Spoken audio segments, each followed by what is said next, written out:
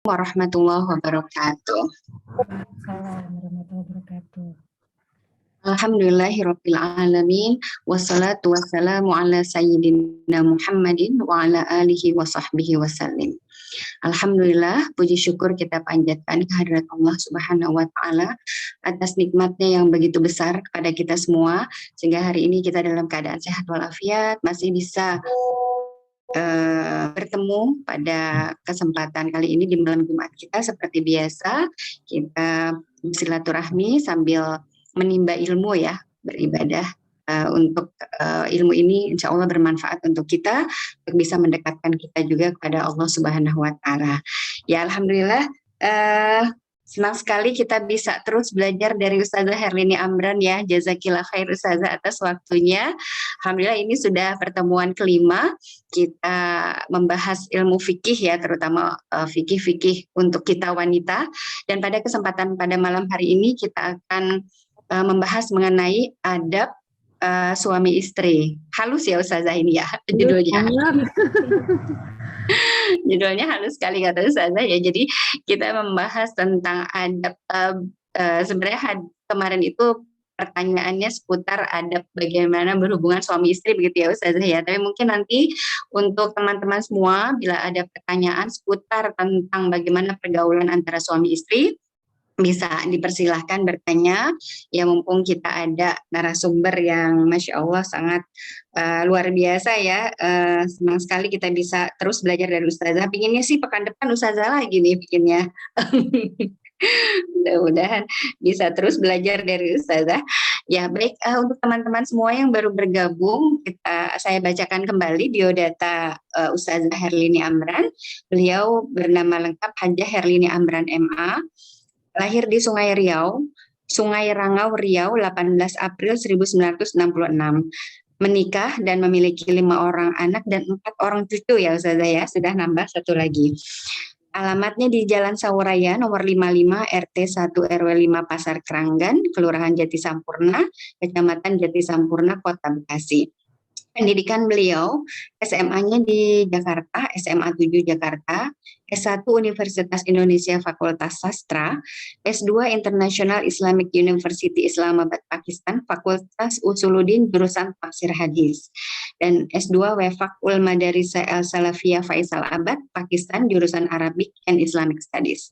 Aktivitas beliau anggota DPR MR periode 2009 sampai 2014, pengasuh rubrik fikih majalah Umi, dosen Fakultas Studi Islam Universitas Juanda Ciawi Bogor, dosen PGTK Bina Insan Kamil dan Nurul Fikri Cimanggis, konsultan Syariah Consulting Center, komisaris PT Maher Nusa Korporasia, ketua Yayasan Bina Muslimah Keranggan, dan penasehat koordinasi Majelis Taklim Sekeranggan, dan juga pengisi berbagai webinar kayak ini tambahannya Ustazah ya, banyak sekali ya.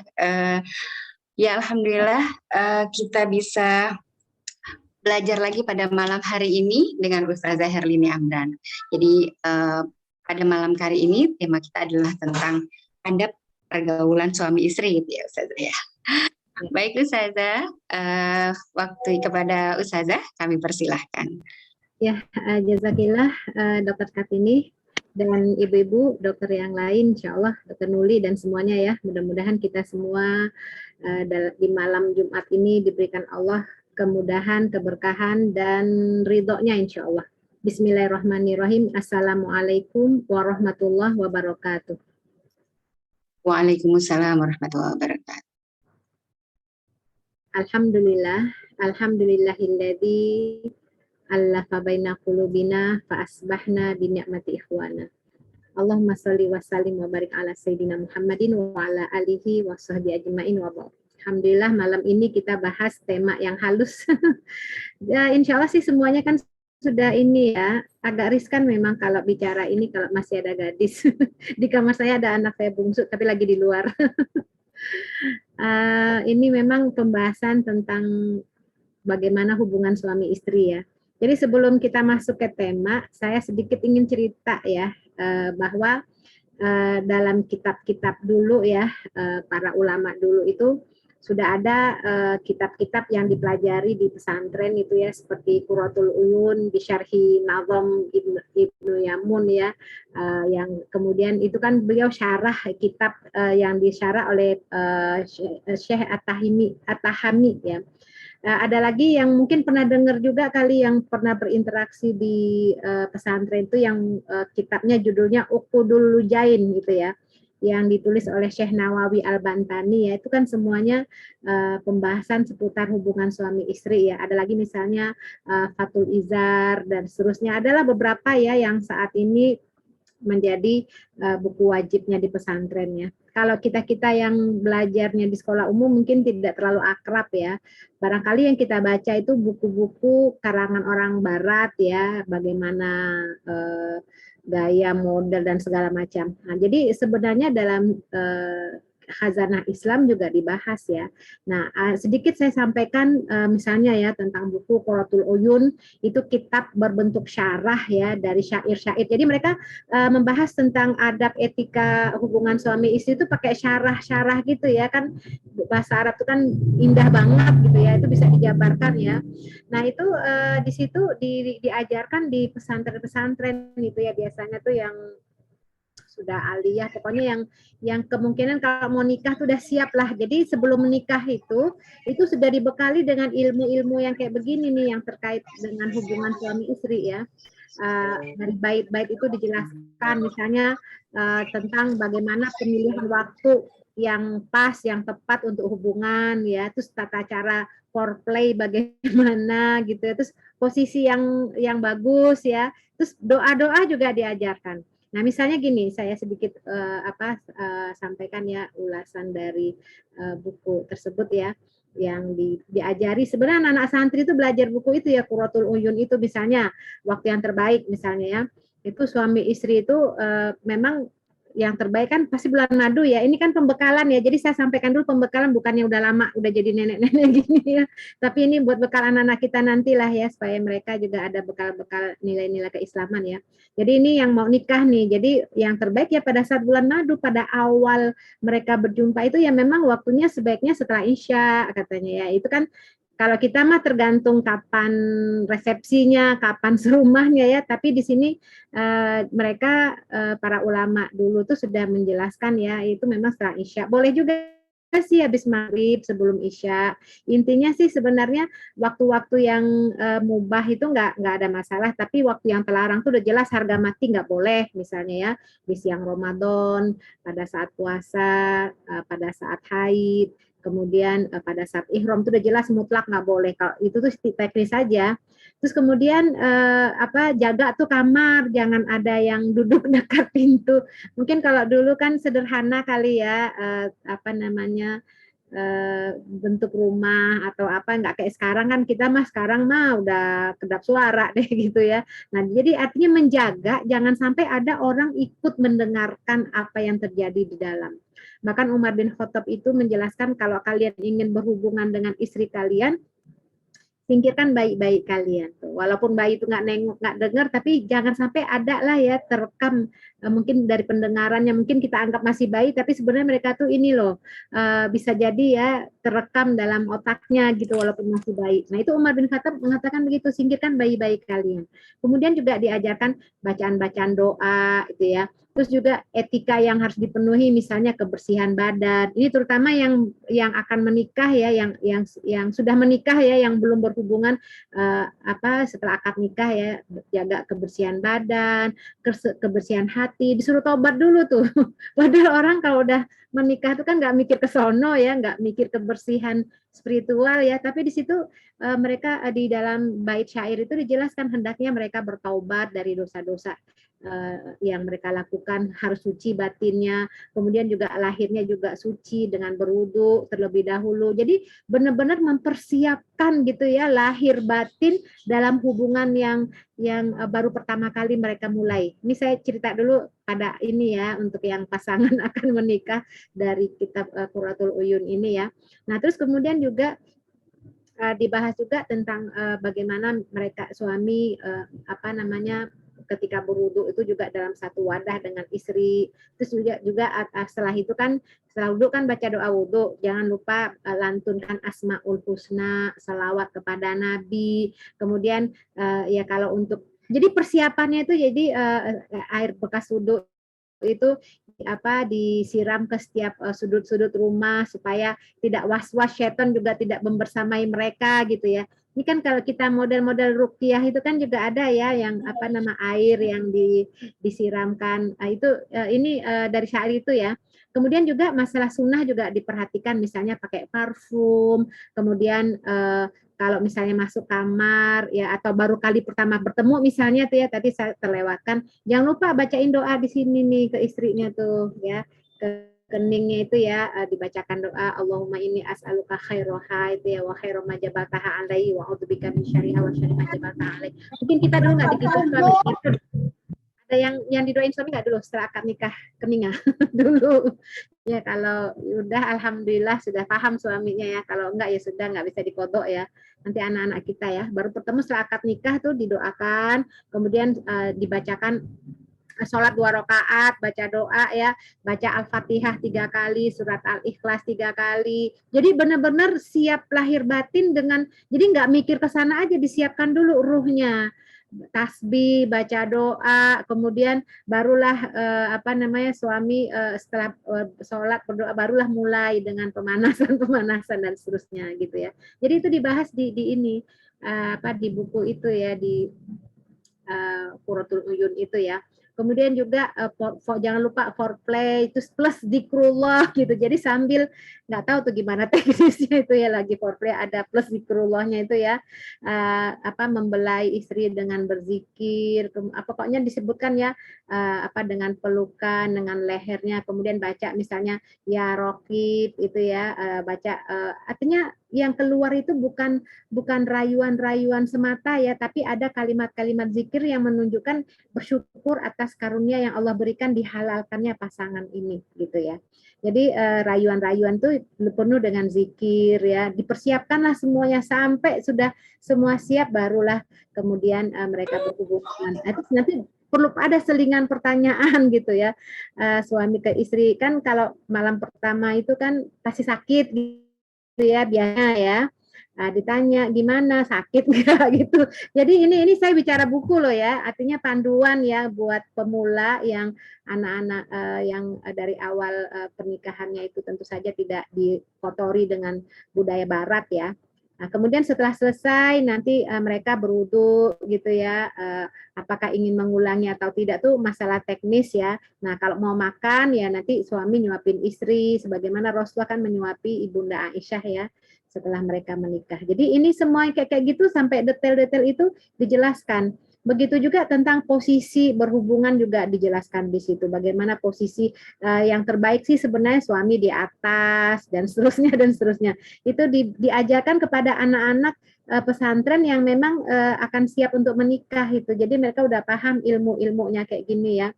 Kemudian sebelum memasukkan zakar ke dalam vagina itu baca basmalah gitu, Masya Allah. Saya nggak ngebayangin aja sebelum itu dibacain dulu gitu kapan mau ininya. Tapi itulah ya hubungan pertama kali loh ya. Nanti kalau yang suami istri itu beda lagi. Artinya tidak sama seperti pemula dan awal. Tentu perlu persiapan-persiapan juga ya. Nah, kemudian juga pada saat wudu udah ya. Jadi itu panduan-panduan tuh ada di buku itu ya. Jadi ini sedikit tentang buku yang mungkin rasa sangat bermanfaat untuk anak-anak kita yang akan menikah ya. Nah, sekarang kita bicara secara umum ya, adab hubungan suami istri ya. Kita tahu bahwa Islam itu memang sesuai dengan fitrah manusia ya. Kita tahulah ini sebagai pengantar aja ya Ibu-ibu ya. Membahas semua aspek kehidupan dibahas, mengatur ibadah, hubungan dengan Allah, hubungan dengan manusia, tentang halal haram, semua diatur, hukum keluarga, nikah, tolak, nafkah, persusuan, warisan, perwalian, sampai masalah kecil-kecil, masuk kamar mandi, kaki kiri, makan tangan kanan, semua, apalagi yang terkait dengan hubungan suami istri, semuanya dibahas dalam Islam ya, tidak ada yang terlupakan. Bahkan dalam aturan bermasyarakat juga ya, bagaimana trading, hutang piutang, pengalihan hak, semua itu diatur, termasuk termasuk juga yang terkait dengan sosial masyarakat, tindak kejahatan ya, minuman keras, zina, pembunuhan, semua diatur, hubungan negara rakyat, kemudian tentang bugot, pemberontakan, hubungan antar negara, kondisi perang atau tidaknya itu semua diatur, termasuk juga dalam kaitannya dengan nafsu syahwat juga diatur dalam Islam ya.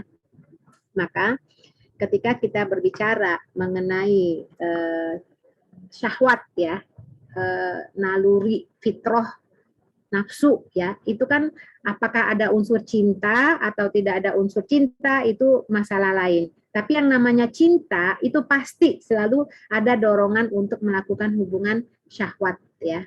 Ya kalau syahwat aja nggak ada cinta mungkin. Tapi kalau cinta itu pasti ada ujung-ujungnya itu adalah ada dorongan untuk melampiaskan syahwat atau seks ya. Maka naluri seksual biologis ini diatur dalam Islam, bagaimana memuaskannya, bagaimana menyalurkannya, karena ini adalah fitrah. Maka dengan penyaluran yang sah, yang diakui dan diridhoi dalam Islam itu adalah dengan pernikahan.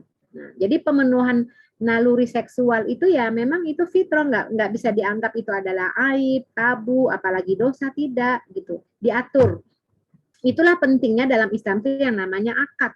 Ya, akad itu artinya ikatan hubungan yang kuat atau niat ya. Nah, dalam Islam itu misalnya kita lihat ada dua orang laki-laki perempuan yang berada di masing-masing kamar misalnya ya. Nah, untuk menentukan dalam pandangan Islam, laki-laki perempuan yang berada di kamar, ada dua kamar ya, laki-laki perempuan, mereka sedang berhubungan suami istri. Itu yang menentukan satunya pahala dan beribadah itu adalah dari akad. Yang satu zina kan dosa, padahal aktivitasnya sama. Jadi memang masalah akad itu sangat penting dimulai sebelum terjadinya penyaluran syahwat itu. Nah, itulah sebabnya di dalam Islam nafsu syahwat itu ada dua ya. Nafsu syahwat sama-sama nafsu ya, sama-sama punya keinginan, tapi ada dua, satu yang dirahmati Allah. Jadi kalau nafsu yang dirahmati Allah itu kan pasti sesuai dengan fitrah ya, yang Allah memang kehendaki. Yang Islam itu tidak bisa mematikan syahwat sama seperti orang Nasrani ya. Kalau orang yang punya tingkatan suci dekat dengan Tuhannya itu adalah orang yang tidak memasukkan unsur-unsur syahwat, maka mereka pendetanya nggak menikah gitu, itu orang suci. Kalau dalam Islam nggak begitu, nafsu seks itu fitrah. Islam itu tidak mematikannya tapi menyalurkannya, dan satu-satu cara untuk menyalurkannya itu adalah menikah. Makanya dalam kaitan ya ma'asyarah syabab itu manis atau amikul mulba'ah fatazawat itu ya disuruh kepada laki-laki. Kalau nggak mampu ya berpuasa. Nah, jadi kita lihat kejahatan pertama yang terjadi dalam sejarah manusia di dunia itu adalah kejahatan syahwat ya. Itu yang anaknya Nabi Adam alaihissalam ya, kejahatan syahwat itu ya pertama kali ya, karena itu. Atau misalnya setelah itu di masa Nabi Yusuf alaihissalam itu hampir tergodanya Nabi Yusuf oleh godaan Zulaikha. Ya, kita bisa bayangkan ya betapa kuatnya iman Nabi Yusuf, hampir saja wahammadbiha itu ya, hampir aja tergoda ya. Kalaulah tidak karena rahmat Allah itu pasti sudah terjadi, nauzubillah min dzalik. Nah, jadi ini Allah jaga ya nafsunya Nabi Yusuf alaihissalam sehingga tidak terlampiaskan di jalan-jalan yang tidak baik ya. Nah, ini nafsu yang dirahmati Allah. Kalau yang nafsu yang dimurkai Allah itu jelas ya, itu ya berkembang liar, tidak terkendali, dia tidak mengikuti aturan-aturan Allah, tidak terikat dengan aturan syar'i, dia melampiaskan kapanpun dia mau, itu sampai bisa terjadi pembunuhan, perampokan, bahkan pemerkosaan, perzinahan, itu akibat dari pelampiasan nafsu syahwat itu ya. Atau mungkin kalau kita lihat terjadinya penyimpangan seksual, ini kan bingkai keimanan kan penting ya. Kalau orang-orang di luar Islam itu kan kalau membahas masalah nafsu syahwat, nafsu seks itu nggak ada iman kan. Makanya mereka itu memiliki tingkat tingkat untuk mencoba ya. Jadi kalau hubungan lawan jenis nggak puas, coba dengan sesama jenis, coba misalnya dengan banyak kan terjadi ya, nama-namanya juga macam-macam tuh. Ya, ada yang exhibition apa segala macam, ada yang dengan hewan pelampiasannya, ada yang dengan dengan boneka ya, sex toy apa segala macam lah, itu karena apa? Karena mereka tidak punya bingkai untuk bisa menyalurkan nafsu syahwatnya yang sebenarnya itu adalah fitrah. Jadi mereka tuh ya karena nggak ada bingkai ya kadang-kadang sama hewan sama binatang, kadang-kadang dengan mayat gitu ya. Kadang-kadang kalau kita lihat aneh juga orang Jepang yang pinternya itu luar biasa dari sisi pengetahuan, tapi dari sisi hal kayak begini tuh bodoh banget ya, sampai jatuh cinta sama bonekanya ya, sex toys-nya sampai nauzubillah min dzalik lah ya, itu karena mereka nggak punya bingkai keimanan, nggak punya bagaimana hakikat kehidupan itu mereka nggak punya. Jadi mereka semau-maunya untuk melampiaskan syahwatnya apapun yang mereka kehendaki. Nah, kita bersyukur dalam hal ini ya, telah dibimbing Allah dalam Islam ya. Baik, inilah berkahnya pernikahan. Nafsu syahwatnya dirahmati Allah, kebutuhan biologis terpenuhi, pahala pun dapat, Masya Allah. Bahkan lahirlah generasi-generasi yang mudah-mudahan menjadi generasi yang dapat merubah peradaban, Insya Allah. Baik, kita langsung masuk ya kepada tema kita. Itu adab jima dalam Islam. Jadi memang kalau kita bicara ajaran Islam itu memang adab itu adalah suatu hal yang penting. Al-adab qoblal ilmu, adab dulu sebelum ilmu. Gitu. Jadi para ulama dulu tuh belajar adab tuh sampai 30 tahun lama ya baru belajar ilmu. Jadi adab ini penting dalam segala hal ya, termasuk adab dalam hubungan suami istri ya. Jima kalau bahasa Arabnya ya. Pertama, niatkan untuk ibadah. Ini kadang-kadang karena kita biasa hidup dalam kehidupan sehari-hari itu yang yang apa ada seperti air mengalir ya. Kadang-kadang niat aja lupa. Acara kita ini sebenarnya kalau kita masukkan niat, kan innamal a'malu binniyat itu kita udah paham. Kadang-kadang karena hidup kita itu seperti air yang mengalir, kadang-kadang suka harus diingatkan gitu ya. Lupa masukin niat. Niat karena Allah, niat menuntut ilmu, niat silaturahim, niat kalau ini merupakan amal soleh, mudah-mudahan pahalanya sampai untuk orang tua kita yang dahulu. Masih niat, manajemen niat. Maka apalagi dalam masalah ini, bagaimana diniatkan untuk ibadah. Jadi hubungan ini yang dilakukan ini antara suami istri itu niatkan untuk menjaga diri dari zina atau selingkuh, ini terutama para suami ya, karena kadang-kadang setan itu kan suka menggoda ya, ya godaan kan ya namanya nafsu seksual itu ya godaan ada. Rasulullah juga pernah digoda kok. Rasulullah tuh pernah ketika di luar bertemu dengan perempuan ya namanya juga manusia ya, ada ya penggoda itu kan banyak, sengaja atau tidak sengaja setan kan menggoda. Rasul langsung pulang ke rumah, beliau lampiaskan ke istri beliau Zainab binti Jahash radhiyallahu anha. Nah, terus kemudian setelah selesai kan beliau keluar, di rambutnya itu ada tetesan air, terus Rasulullah air mandi ya, habis mandi junub. Terus sahabat kan jadi gini, sahabat itu selalu memperhatikan apapun yang dilakukan oleh Rasulullah, gerak-gerik apanya itu kan menjadi panduan ya, dilihatin oh Rasul ketemu dengan perempuan pula kayak gitu ya, itu kan ada hadisnya. Nah setelah beliau keluar, beliau sampaikan kalian kalau di luar bertemu dengan perempuan yang menggoda kalian, jadi kalian merasa tergoda ya, pulanglah kalian ke rumah kalian, temui, lampiaskan pada istri kalian, karena apa yang ada pada perempuan itu ada pada istri kalian. Subhanallah. Jadi nggak akan terjadi lagi yang namanya selingkuh, CLBK ya. Saya banyak dapat konsultasi dari ibu-ibu yang mengeluhkan suaminya itu yang selingkuh begitu ya, karena apa? Karena tidak menerapkan ini, adab ini. Ketemu di luar, lampiaskan kepada istri. Artinya gini, kalau sudah terlampiaskan syahwat itu, apalagi laki-laki kan ya, kan dia punya sperma itu kan tertampung terus, kalau nggak disalurkan itu kan akan muncul. Itu godaan setan di situ, ketika belum disalurkan, belum dikeluarkan. Itu setan tuh menggoda, dibuatlah namanya setan itu menggoda seperti aliran darah ya di dalam tubuh kita itu, apalagi perempuan, udah deh mata ketemu mata, udahlah pokoknya itu udah kaidu syaiton ya, digoda itu munculnya di situ, selingkuh di situ. Maka pada saat berhubungan ini penting untuk memasukkan niatkan untuk menjaga diri dari perzinahan, dari selingkuh. Ya kalau belum punya keturunan, niatkan agar menghasilkan keturunan. Kemudian kalau memang nggak mau punya keturunan lagi ya, mungkin udah cukup atau bagaimana, niatkan untuk mengharapkan pahala sebagai bentuk sodako. Bukankah hubungan suami istri itu pahalanya sodako? Kan Rasulullah mengatakan wafi bid'i ahadikum sodako. Dalam setiap hubungan suami istri itu ada nilai sodakohnya. Nah kalau kita melakukan itu tanpa ada niat, nggak dapat pahala. Bukankah innamal a'malu binniyat? Setiap amal itu tergantung niat. Jadi kalau kita lakukan seperti air yang mengalir, oh pengen lagi kepengen, langsung udah selesai. Ya udah nggak dapat apa-apa, nggak dapat pahala. Maka sahabat juga sebenarnya juga bingung juga ya Rasulullah, hubungan suami istri juga pahala sedekah kan saling melampiaskan kepengenannya gitu ya, rasanya ingin melampiaskan syahwat. Nah, terus kata Nabi, kalau kalian penuhi nafsu kalian kepada orang lain ke tempat yang haram, dosa kan? Nah, kalau dipenuhi di tempat yang halal, yang Allah perintahkan, di situ pahala. Nah, jadi di sini niatkan untuk ibadah.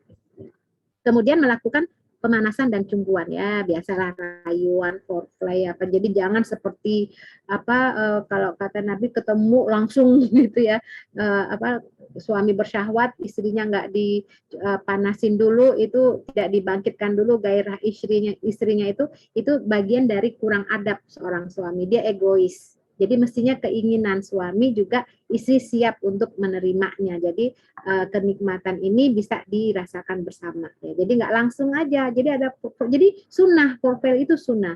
Foreplay itu sunnah. Itu Rasulullah yang langsung memberikan nasihat kepada kita umatnya Shallallahu Alaihi Wasallam supaya istri itu tidak muncul rasa ternyata mungkin ibu-ibu pernah baca penelitian ya, ternyata banyak istri-istri yang tidak merasakan kepuasan dalam berhubungan suami istri, nggak tahu di mana sih enaknya gitu. Akhirnya yang terjadi dia ogah-ogahan, meladeni suami dan seterusnya ya. Jadi di sini Rasulullah memberikan arahan kepada umatnya agar istri itu ditunggu dulu sampai dia mencapai puncaknya ya. Jadi jangan sendirian suami tersebut. Bahkan Ibnu Qudamah itu menjelaskan ya, disunahkan agar seorang suami itu mencumbui istrinya sebelum mereka berjumpa supaya syahwat istrinya terbangkitkan sehingga mereka merasakan kebahagiaan bersama. Begitu juga misalnya Umar bin Abdul Aziz juga begitu. Jangan kamu campuri istrimu ketika dia tidak kepengen. Jadi memang perlu yang namanya foreplay itu ya. Jadi ini komunikasi sih sebenarnya. Ini bagian dari adab yang diatur dalam Islam. Ya. Kemudian berdoa sebelum berhubungan itu jelas ya, doa itu memang bagian dari ibadah kita ya, yang doanya tentu sudah pada hafal ya. Bismillahi Allahumma jannibna syaitona wa jannibis syaitona ma razaqtana. Dengan nama Allah, ya Allah jauhkan kami dari syaitan dan jauhkan syaitan dari apa yang Engkau rezekikan kepada kami. Itu doa berhubungan gini ya. Ada cerita lucu deh, ini sedikit keluar dari sini ya. Ini ada seorang suami mungkin nggak hafal kali doa kayak gini ya, doa-doa yang Allahumma jadibna ini. Dia tulis di samping tempat tidurnya ya, dia tulis ya. Jadi mungkin karena udah ditulis biar hafal gitu ya. Sampai dia punya anak ya udah dianggap udah doalah, udah nggak diperhatikan lagi, dan anaknya sampai TK gitu ya, itu masih terpasang doa mau hubungan suami istri ini. Nah ketika anaknya kan diajarkan doa-doa oleh ibunya ya, doa kamar mandi, makan segala macam itu udah hafal ya. Nah terus ketika masuk TK ditanyakan oleh gurunya siapa yang bisa baca doa makan. Anak ini pinter banget ya, dia disebutkan siapa yang bisa doa mau tidur. Anak ini juga nunjuk apa doa mau tidur. Teman-temannya ini langsung nunjuk bismika Allahumma. Oh enggak begitu doa mau tidur. Dia baca doa yang ditulis ayahnya. Allahumma jannibna syaitona wa jannibis syaitona ma razaqtana. Gurunya kaget nih anak.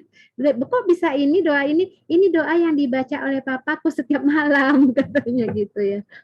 Ya ini intermezzo aja ya, doa sebelum berhubungan ini. Jadi doa ini penting ya, dibaca oleh suami ya, istri tinggal ngikutin ya. Jadi jangan sampai tidak baca, karena ini kan bagian dari doa ya yang diajarkan oleh Rasulullah Shallallahu Alaihi Wasallam ya. Jadi insya Allah syaitan itu tidak akan mengganggunya ya. Dalam sebuah riwayat Rasulullah itu bersabda ya, apabila seseorang ingin menggauli istrinya atau menjimai istrinya ini, maka bacalah doa tadi ya, Allahumma jannibna itu ya. Maka ketika dia ditakdirkan seorang anak dalam hubungan tersebut, itu syaitan tidak akan mengganggunya selama-lamanya. Jadi ini jaminan dari Rasulullah dengan doa tersebut ya. Kemudian menggauli istri di farji ya. Nah, ya kalau dalam bahasa fikihnya itu farji ya. Nisa ukum harsul lakum fa'tu hartakum anasyitum. istri-istrimu tuh seperti tanah tempat kamu bercocok tanam. Jadi ada tempat-tempatnya, datanginlah bagaimanapun juga yang kamu kehendaki. Jadi nggak boleh tempat-tempat yang lain, nggak boleh di dubur ya, di anus ya. Jadi di tempatnya itu dimanapun. Jadi di sini kalau kita bicara gaya, nanti saya ada sedikit. Sekarang deh saya singgung nggak apa-apa masalah gaya ya. Masalah gaya seperti apa dan bagaimananya itu memang tidak diatur. Tapi dalam surat Al-Baqarah ayat 223 ini itu menjelaskan bagaimana nisa hukum harsul lakum fa'tu hasakum anasyitum. Istrimu tuh tempat kamu bercocok tanam, namanya bercocok tanam kan itu kreativitas sendiri aja, mau caranya gimana, kayak yang penting ladangnya itu gitu ya. Jadi mengenai gaya apa segala macam, mungkin orang barat udah membuat gaya macam-macam, ya terserah. Yang penting tempatnya itu di situ, di farji ya. Mau arahnya kemana, ngadepnya kemana, mau apa silang apa terserah. Yang penting di tempatnya, nggak boleh di tempat yang lain. Nah, jadi itu ya, mengenai itu kreativitas sendiri aja ya. Nisa ukum harsulakum fa'tu harsakum anasyitum. Datengin aja tempat kamu bercocok tanam, bagian mana saja kamu kehendaki, anasyitum. Masya Allah tuh ajaran Islam ya. Jadi nggak diatur tuh mau gaya, mau model, mau apa ya, mau jungkir balik, mau apa, terserah, yang penting di farji. Tapi ingat, jangan pada saat haid, ya jangan pada saat nifas, jangan pada saat berpuasa, jangan pada saat ihram, jangan pada di siang hari Ramadan. Nah, itu aturan-aturan baku ya. Itu menggauli istri di farji ya. Terus tidak banyak bicara dan tidak berisik, Masya Allah. Ini kadang-kadang kalau kita lihat ya, orang-orang di luar Islam itu kadang-kadang ya na'udzubillah ya, itu memang mereka nggak punya adab ya. Kalau kita kan ada adabnya. Jadi jangan rame, jangan berisik, jangan sampai orang jadi termotivasi untuk melakukannya juga karena dengar suara berisik-berisik gitu. Bahkan Imam Syafi'i dan Imam Hambali itu mengatakan kalau suami istri sedang berhubungan itu diem. Artinya jangan berisik. Pokoknya jangan banyak ini deh, pokoknya diem. Makruh hukumnya tuh kalau mengeluarkan suara ya. Jadi nggak boleh tuh artinya ya memang ini adab ya. Mungkin kalau di aturan lain itu mungkin ya terserah ya, tapi ini dalam Islam ini kan preventif barangkali ya. Kalau kita lihat kenapa dilarang banyak bicara, ya bisa jadi ada sebabnya ya, ada sababul wurudnya. Kalau mungkin dulu rumah tidak seperti sekarang ini, kita bisa kunci nggak kedengaran dari luar, itu mungkin di kamar itu terserah lah ya. Ini hanya preventif aja, jangan sampai terdengar oleh yang lain ya, aktivitas-aktivitas dalam kamar tersebut ya. Dianjurkan berwudu bila ingin mengulangi jima ya. Jadi idza ata ahadukum ahlahu ya. Barang siapa yang ingin mendatangi lagi istrinya, mau nambah gitu, ayyaud fal yatawaddo. Yaitu memang disunahkan, dianjurkan untuk berwudu lagi kalau ingin mengulang ya. Jadi kalau Imam Malik mengatakan fa innahu ansyak ya. Jadi kalau berwudu lagi itu dapat dijamin punya semangat lagi. Ya, artinya tidak lemes ya, itu kalau pengantin baru begitu.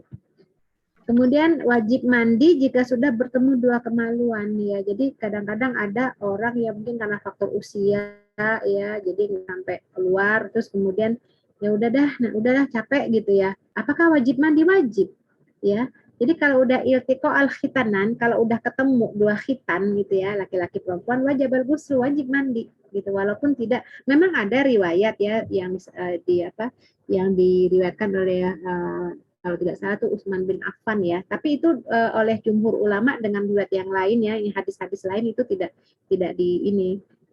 diambil. Jadi ketemu itu maksudnya ketemu kulit. Kalau udah ketemu dua khitan tersebut, walaupun tidak inzal, tidak keluar, maka tidak wajib mandi ya. Terus bagaimana kalau misalnya istri sedang haid misalnya ya, terus dia hanya bersenang-senang di istrinya, terus yang keluar suaminya, istrinya wajib mandi nggak? Ya istrinya tergantung, kalau dia juga merasakan kenikmatan ya, kan beda lah ya, kalau istri kan tidak mengeluarkan sperma tapi ada air maninya lah gitu ya, dia merasakan juga kan puncaknya ya. Kalau dia merasakan itu puncaknya, dia wajib mandi walaupun tidak bertemu dua khitan. Sama seperti mimpi. Laki-laki kan mimpi ya, wajib mandi kalau dia mendapatkan spermanya ya. Tapi kalau dia hanya mimpi tapi tidak dilihat tidak ada sperma, nggak wajib mandi. Nah, bagaimana dengan perempuan? Ummu Salamah itu pernah bertanya kepada Rasulullah SAW, kalau perempuan bermimpi, apakah wajib mandi ya Rasulullah gitu? Kalau apa bermimpi ya mungkin LDR ya atau apalah, mungkin saking kangennya sama suaminya, terus apakah wajib mandi ya? Kalau keluar mani, kata Nabi, maksudnya mandi di sini mungkin terasa ada basah gitu ya, vaginanya itu berlendir gitu kan, karena memang susah juga ya, kalau laki-laki bisa kelihatan ya spermanya, kalau perempuan kan ya basah gitu di dalam, tapi paling tidak dia merasakan puncaknya lah ya. Nah, kalau memang dia bermimpi dan dia merasakan puncaknya dan dia bangun terasa vaginanya memang basah, maka wajib mandi. Tapi kalau hanya kering saja itu tentu tidak ya. Jadi ini ketentuan kalau sudah bertemu dua alat khitan ya, dua khitan tersebut, maka diwajibkan mandi ya. Jadi mandi itu tidak harus keluar ya spermanya ya. Tapi bagaimana kalau misalnya baru hanya foreplay saja, hanya bercumbu saja, hanya pemanasan saja, nggak sampai bertemu, tapi udah basah gitu ya. Basah, kalau perempuan kan memang ada lendir cairan. Ya kalau memang belum keluar sperma ya, belum mencapai puncaknya, ya nggak wajib mandi. Tapi itu najis karena itu adalah mazi ya. Mazi itu kan membatalkan wudhu, atau mazi itu adalah najis ya. Tapi tidak wajib mandi kalau tidak sampai keluar ya, tidak sampai inzal. Nah, terus yang kedelapan, jelas ya, dilarang jima saat haid. Ya jelas. Terus kita udah bahas kan, walaupun sudah bersih dari haid tapi belum mandi, tetap nggak boleh ya, karena fa'tazilun nisa fil mahid wala taqrabuhunna hatta yadhur. Jangan deketin kecuali kalau dia udah mandi. Jadi mandi dulu. Ya udah bersih haid, udah nggak keluar darah lagi, mandi. Mandi ini artinya untuk membebaskan kita dari hadas besar. Nah, setelah itu boleh kita berhubungan. Nah, kita pernah bahas juga kan sanksi yang diberikan ya dari hadis Ibnu Abbas. Rasulullah itu ketika mendapatkan laporan ya laki-laki yang mencampuri istrinya dalam keadaan haid ya, Rasulullah menyuruh yatasaddaq bidinar atau nisfu dinar. Rasul memerintahkan dia untuk sodakoh 1 dinar atau setengah dinar. Kita pernah bahas itu ya. Jadi jangan lakukan pada saat istri sedang haid. Nah, tapi gimana nih? Istrinya haidnya lama, tapi suami kepengen. Ya artinya di sini isna'u itu ya kulla syai' illa an-nikah. Silakan lakukan apapun ya kecuali nikah. Jadi dalam hadis itu nikah itu maksudnya jima. Jadi nggak boleh tuh di dalam vagina. Artinya isna'u itu lakukan aja apa kamu mau lakukan. Ya artinya terserah mau pakai tangan istri, mau pakai tubuh istri, mau apa saja sampai keluar suaminya itu ya, selama tidak di dalam, tidak di farji ya, tidak di vagina. Artinya Rasulullah membolehkan untuk bersenang-senang di tubuh istri. Bahkan pernah ada riwayat Ibunda Aisyah ya, hadis dari riwayat Ibunda Aisyah. Itu beliau mengatakan bahwa di antara istri-istri Nabi itu kan ada yang sedang haid ya. Jadi Rasul itu kalau ingin bercumbu dengan istri-istri Nabi kan yang sedang haid itu mungkin lagi kebagian jatah waktunya ya di istri tersebut tapi lagi haid. Itu Rasul memerintahkan istri itu menutup areal itu ya. Ya mungkin kalau kita CD kali ya, artinya yang ya pakaian dalam ini ya, kalau izar kan kalau dalam bahasa hadis itu sarung ya. Intinya jangan sampai darah haid itu keluar. Nah, kemudian beliau tetap bersenang-senang dengan istrinya itu, tapi beliau tuh mampu menahan dirinya tidak di tempatnya. Itu karena Rasulullah mampu menguasai dirinya. Jadi nggak terlarang mau apapun ya. Nah, seperti apa dan bagaimana. Bahkan kalau dalam hadis kalau hadis Imam Muslim kalau syarah Imam Muslim itu kan ditulis oleh Imam Nawawi ya, itu ada bab dalam hadis itu, bab mencumbui wanita haid di atas izarnya. Jadi artinya silahkan berbuat apapun, isna'u lakukan apapun illa an nikah, kecuali nikah. Jadi mau bersenang-senang, mau pakai tangan, terserah. Mungkin ada pertanyaan, kalau lagi haid boleh nggak dengan oral misalnya ya, dengan oral. Ini memang pembahasan menarik ya, karena yang saya tahu selama ini masalah oral ini tidak dibahas oleh para ulama ya, karena mereka paham setiap alat anggota tubuh tempat itu punya fungsinya masing-masing. Ya, kalau mulut itu untuk apa, kemaluan untuk apa. Jadi masing-masing sudah punya tugas dan fungsi. Jadi nggak ada fungsi yang menyimpang dari itu. Jadi yang saya pahami sih nggak dibahas, tapi itu dibahas ketika Islam sudah menyebar ke seluruh penjuru dunia ya, apalagi orang-orang Barat yang sudah mulai masuk Islam, yang punya kebiasaan apapun mereka lakukan ya, bahkan ketika haid juga mereka campuri, kemudian juga lewat mulut. Nah orang, nah bagaimana hukumnya? Nah karena ini terjadi pada saat ini ya, di masa-masa sekarang muncullah perbedaan pandangan di kalangan ulama, terbagi dua. Ini karena masalah fikih itu pasti ada perbedaan pandangan. Nah, di antaranya adalah mengharamkan lewat oral. Karena apa alasannya? Karena tidak mungkin sesuatu yang di tempat-tempat yang bernajis itu ditempatkan di tempat yang suci. Bukankah lisan itu alat untuk berzikir kepada Allah, tempat yang baik, makan apa untuk kebersihan ya. Dimasukkan tempat-tempat yang kotoran, buang kotoran di tempat itu rasanya tidak baik gitu ya, maka mereka mengharamkan ya, itu satu sisi. Tapi bagi yang membolehkan, termasuk di sini pandangan Dr. Yusuf Qaradawi, itu beliau mengatakan ya kalau bagi yang terbiasa seperti itu, orang-orang Barat masuk Islam sudah biasa melakukan itu, dia nggak mungkin merubahnya ya, itu nggak ada masalah karena itu karena tidak ada dalil yang mengharamkan aturannya. Ya, jadi artinya bagi yang sudah terbiasa ya enggak masalah, tapi bagi yang tidak sama sekali punya kebiasaan jangan coba-coba gitu, apa sih rasanya gitu ya, karena udah jelas kalau memang dari awal tidak melakukannya jangan lakukan. Nah cuman ada hal yang perlu diperhatikan dalam masalah ini ya, dalam masalah oral ini, jangan sampai termakan najis. Apa tuh najisnya?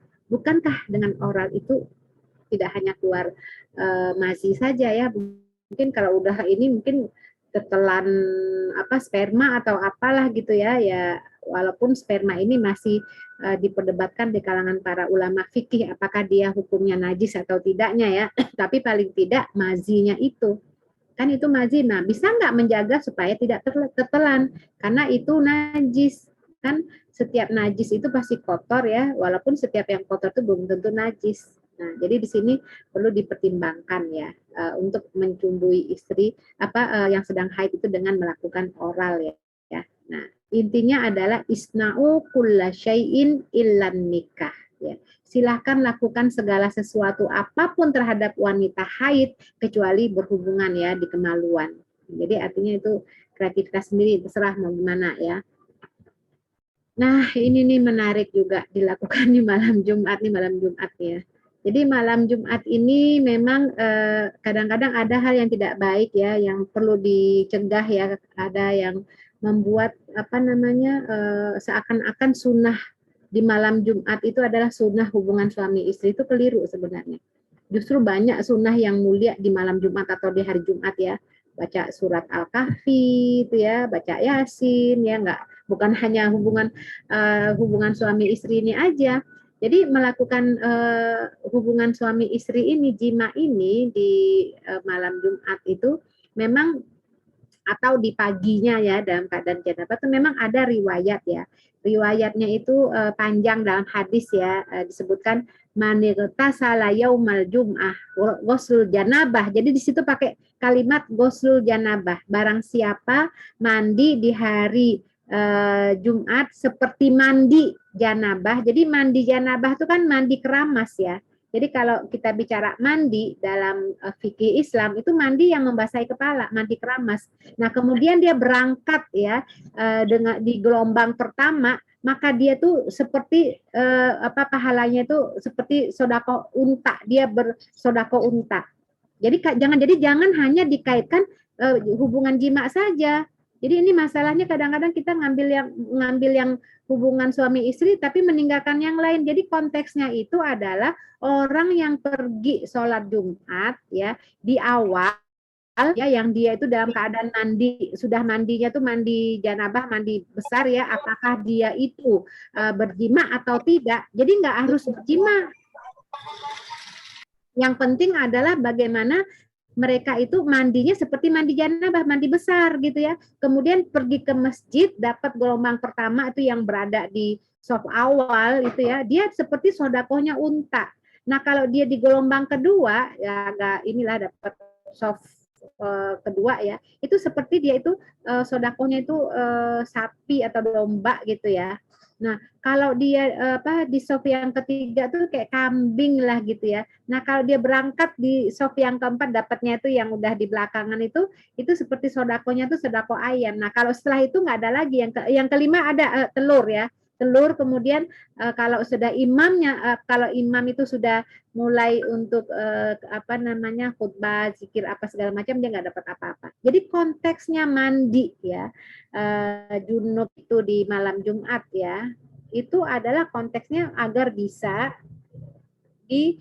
berangkat ke masjid itu lebih awal. Jadi jangan dipotong ya. Dan tidak harus juga ya melakukan jima. Ini kan mandinya dulu yang penting. Maka tapi para ulama mengatakan ya kalau disuruh mandi mandi janabah ya sekalian aja dengan di janabah sekalian gitu ya. Jadi seperti itu. Makanya muncul istilah sunnah malam Jumat gitu ya. Padahal sunnah malam Jumat itu kan banyak. Nah, tapi tidak ditemukan hadis soheh ya, nggak tahu itu yang hadis apa, bukan hadis kali ya, yang sanadnya tersambung itu yang sampai kepada Rasulullah yang menyebutkan kalau berhubungan pada malam Jumat itu dapat membunuh Yahudi itu ya, itu nggak ada itu. Artinya tidak ditemukan, itu nggak tahu karangan siapa gitu ya, nggak ada yang yuk kita bunuh Yahudi yuk, itu nggak ada ya. Kemudian yang ke-10 tidak memejamkan mata dan berhayal ya. Itu memang nggak boleh memejamkan mata berhayal-hayal. Jadi apalagi mengingat-ingat film dewasa yang pernah ditonton ya, film-film yang porno-porno. Jadi sampai suami membayangkan orang lain, istri membayangkan na'udzubillah, itu jangan. Itu walaupun hakikatnya berhubungan dengan suami, tapi dalam benak, dalam pikiran itu yang dibayangkan orang lain, itu sepertinya zina virtual ya, jangan sampai itu terjadi ya. Itu kan zina mata karena memandang, zina hati karena mengangankan. Jadi walaupun dia tidak berzina tapi kan pikirannya yang dia bayangkan tuh orang lain, makanya jangan pejamkan mata, lihat tuh pasangannya tuh gitu ya, apa yang dilakukan, jangan ditutup matanya ya. Dan menutup mata itu permainan setan itu sebenarnya. Jadi buatlah hayalan-hayalan apa gitu ya, tataplah pasangan itu dengan penuh cinta, dengan sepenuh hati ya. Kemudian fokus kepada pasangan, jadi ditatap tuh pasangan, jangan yang yang lain-lain ya, karena memang berharapnya tuh aktivitas berdua itu bisa dirasakan bersama-sama ya, untuk mempereratkan penuh rasa syukur ya, ini loh pasangan yang halal. Jadi suami bersyukur dapat istri seperti ini, begitu juga sebaliknya. Jadi nggak kepikiran orang lain lagi, nggak mungkin bayang-bayangin orang lain gitu ya. Kemudian tidak boleh menyebarkan rahasia di ranjang, karena memang menyebarkan rahasia yang terjadi antara suami istri itu dilarang dalam Islam, nggak boleh. Karena pelakunya itu termasuk manusia yang paling buruk ya, dalam hadis Nabi terjelaskan ya, inna min asyaron nas indallah manzilah yaumal qiyamah, itu orang yang termasuk manusia yang paling buruk di sisi Allah itu kedudukannya itu adalah ar-rajul, itu laki-laki yang menceritakan dia menggauli istrinya kemudian diceritakan. Ini kadang-kadang mohon maaf ya, dalam pergaulan kita di masyarakat itu kadang-kadang bercandaan itu kayak begini biasa aja tuh, bercandaan hubungan suami istri ya, kelakar antara bapak-bapak apa segala macam, itu nggak boleh loh sebenarnya. Dan di masa Nabi juga pernah terjadi ketika Rasul melarangnya, nggak boleh tuh laki-laki menggauli istrinya kemudian diceritakan rahasianya kepada orang, diungkapkan gitu. Kemudian ada seorang perempuan yang duduk di belakang, dia dengan lututnya itu dia agak agak meninggikan badannya kemudian ngangkat tangan, ya Rasulullah itu biasa kok kami lakukan. Nggak boleh kata Nabi. Jadi nyerempet ya, bercandaan yang parno itu, yang ponok-ponok gitu tuh jangan sampai terjadi. Ini aib ya, nggak boleh dalam Islam ya. Karena memang nanti nanti muncul ya, nanti orang kan berimajinasi ya, oh katanya isinya kayak gini ya, bayang lubang. Nauzubillah, jangan sampai itu terjadi ya, tidak boleh menyebarkannya kepada orang lain ya. Baik, ini saya ambil dari Imam Ghazali ya, adab jima ya. Jadi beliau bergelar Hujatul Islam ya. Beliau memandang bahwa aktivitas hubungan seksual itu bukan hanya sekedar kegiatan rutin pelepasan syahwat belaka. Jadi bukan hanya sekedar rutinitas. Tapi hubungan seksual itu merupakan aktivitas fisik tapi juga psikis. Ya, cukup kompleksitas ya. Jadi melibatkan ada perasaan, bahasa tubuh, bahasa verbal, dan berdimensi ibadah serta medis. Nah, jadi kita ingin apapun yang kita lakukan ini tidak hanya sekedar pelampiasan kesenangan saja atau hiburan atau apapun beban, tapi ada nuansa ibadahnya di sini. Dan juga dari sisi medis tentu ibu-ibu pada tahu semua, udah ada paham semua ya, tapi paling tidak di sini berdimensi ibadah. Nah, kalau kita fokuskan kepada dimensi ibadah, inilah yang mampu menjaga rumah tangga. Artinya pasangan ini cukup dengan apa yang ada. Jadi nggak akan digoda oleh setan untuk mencoba-mencoba yang lain. Kan kalau kita lihat ya kasus ya, beberapa kasus terjadi, misalnya kalau laki-laki udah selingkuh ya, pernah merasakan berhubungan dengan perempuan lain, itu biasanya akan muncul lagi pengen tahu, pengen merasakan ya. Mungkin kalau ibarat makanan gitu ya, udah merasakan ada makanan yang enak selain makanan yang ada, kan pengen nyoba lagi tuh. Makanya kita lihat ya bagaimana hukum perzinahan di dalam Islam itu berat ya. Kalau Ahlus Sunnah wal Jamaah itu ulamanya itu menjelaskan bagi suami atau bagi istri yang berzina, yang sudah menikah ini berzina, dan ada 4 orang saksi yang menyaksikannya, ada bukti dan segala macam terpenuhi. Ini kalau memang pemerintahannya di situ diterapkan nilai-nilai Islam, itu ketika sudah ada bukti, ada saksi 4 orang itu hukumannya itu adalah dirajam. Memang mungkin bagi sebagian kalangan dia menganggap itu adalah suatu hal yang sangat menakutkan ya, sangat kejam ya. Tapi sebenarnya kalau dari sisi kesetiaan, dari sisi menjaga hubungan suami istri, itu sebenarnya Islam tuh sangat menjaga kesetiaan ya. Dan lagi pula kalau memang ada hukum itu diberlakukan nggak mudah juga, karena 4 orang harus bersaksi dan dia melihat dengan mata kepalanya sendiri bagaimana penis itu masuk ke vagina, artinya melihat betul-betul berhubungan gitu ya. Itu nggak mudah loh. Kalau hanya 3 orang itu hukum tidak berlaku ya. Jadi intinya ini sebenarnya adalah untuk menyelamatkan hubungan suami istri dari istilahnya tuh pengkhianatan rumah tangga, karena Islam tuh tidak menyukai pengkhianat ya. Makanya hukumnya berat itu. Jadi disinilah fungsi dimensi ibadahnya di sini ketika berhubungan itu, bahwa ini adalah bagian ibadah yang nanti Allah akan jaga dari yang lain-lain ya. Jadi ini menurut Imam Ghazali ada dimensi ibadahnya di sini. Ada persiapan yang harus dilakukan kata Imam Ghazali dalam adab fiddin itu ya, persiapan sebelum hubungan itu ya. Ini menarik banget ya kalau beliau membahas itu, sampai hal-hal persiapannya itu pakai wangi-wangian biar nggak bau gitu ya, nggak bau keringat, menggunakan kata-kata yang lembut, mengekspresikan kasih mesra ya hubungan suami istri ya, memberikan kecupan ya, ini semuanya itu dijelaskan detail ya. Kadang-kadang kalau baca sendiri sih nggak ada masalah, kalau ada anak ada apa membahasnya jadi nggak enak gitu ya.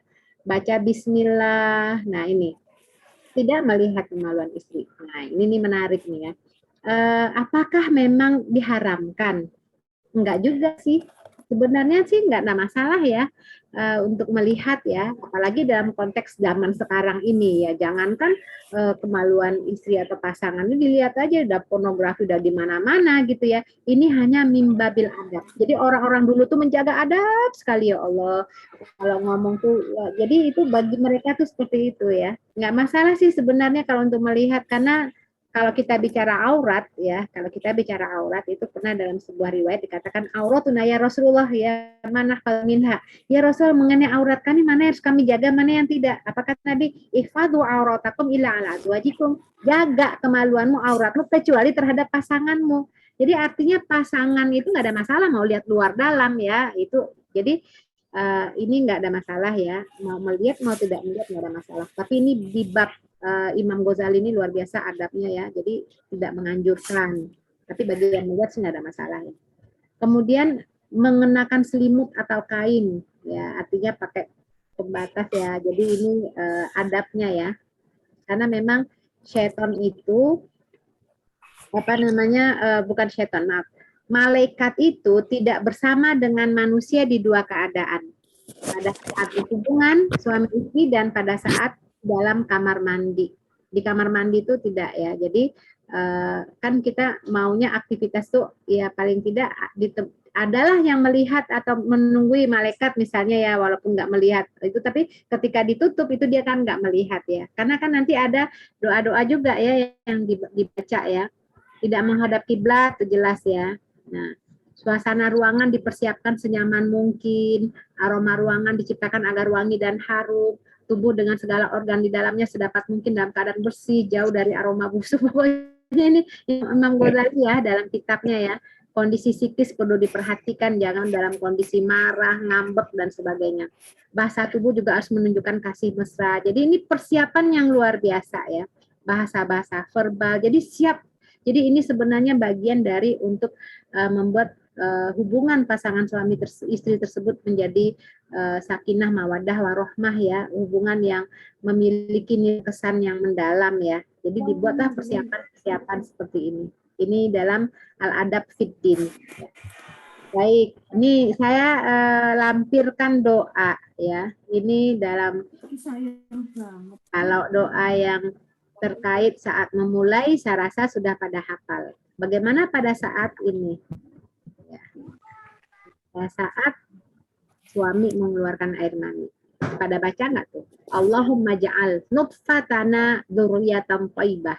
Ya, ini bagi yang ingin punya anak ya. Jadikanlah nutfah kami ini menjadi keturunan yang baik itu pada saat ya, pada saat mengeluarkannya. Ya.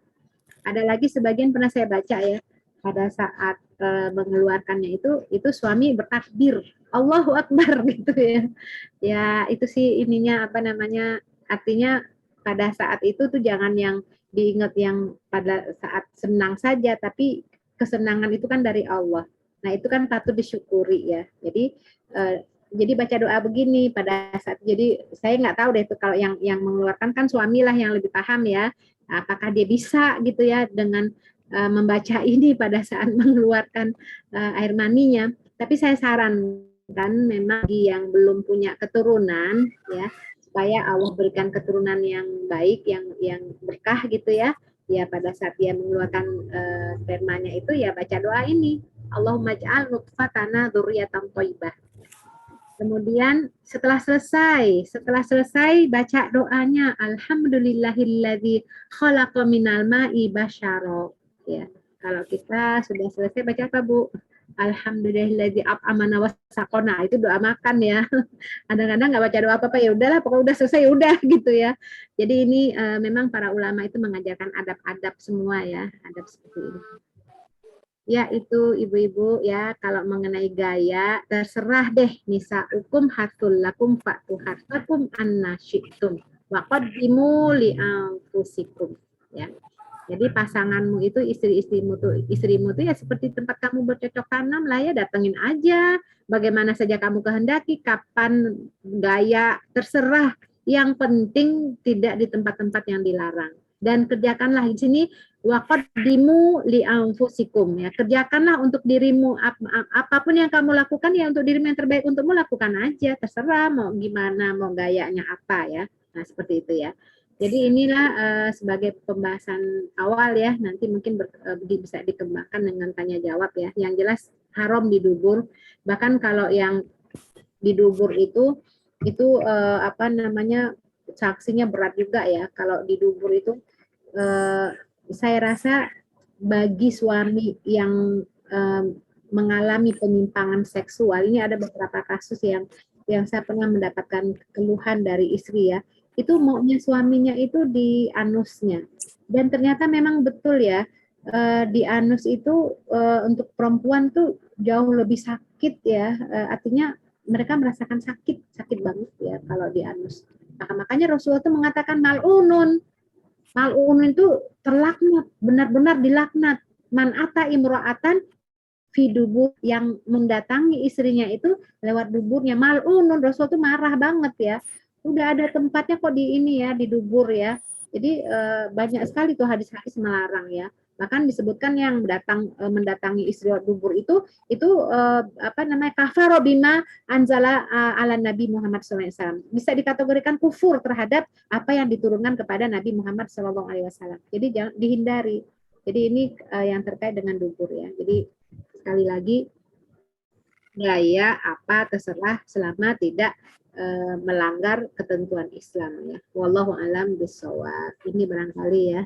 Ini doanya, bismillah Allahumma jannibna syaitana wa jannibish syaitana ma razaqtana. Wallahu alam bisawab.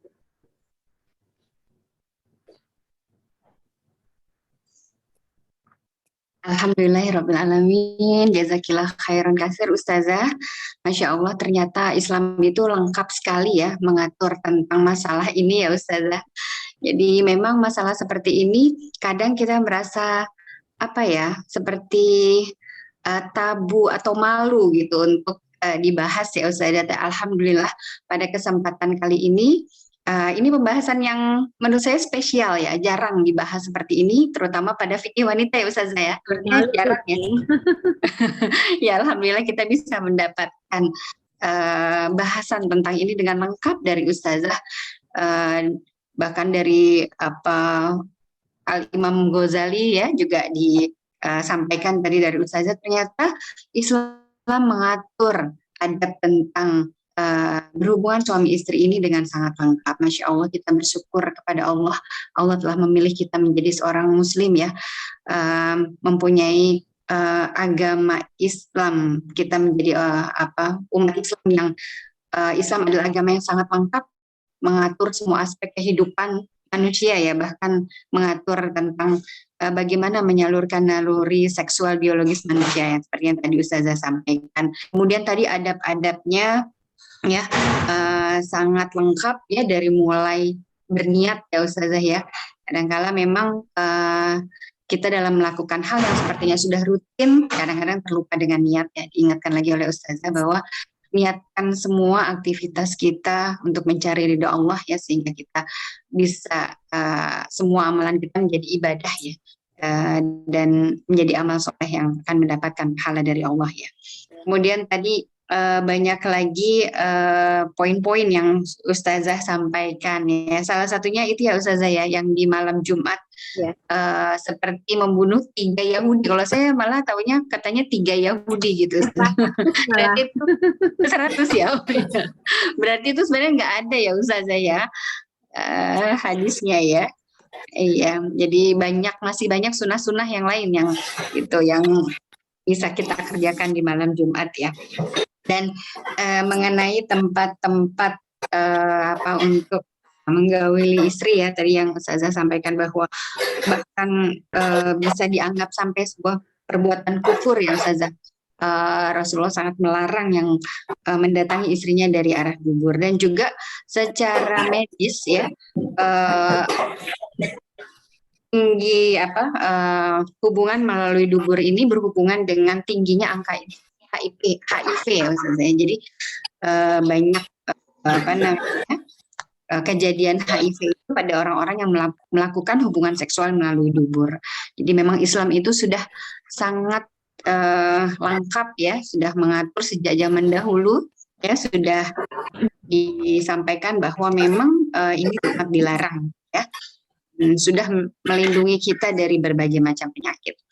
Ya baik, teman semua, sepertinya memang pembahasan ini pembahasan yang memang cukup ini ya Ustazah ya, apa ya bilangnya tadi saya sampaikan mungkin tabu atau malu ya untuk disampaikan. Jadi pertanyaannya kayaknya belum ada juga ya. Oh ya baik, ini sudah ada pertanyaan dari Dokter Boji ya. Ustazah, mohon konfirmasi lagi, tadi kurang jelas ya. Apabila orgasme tanpa khitan ketemu khitan, apakah perlu mandi janabah? Kalau baru keluar mazi tapi belum orgasme atau suami tidak ejakulasi, tidak perlu mandi janabah.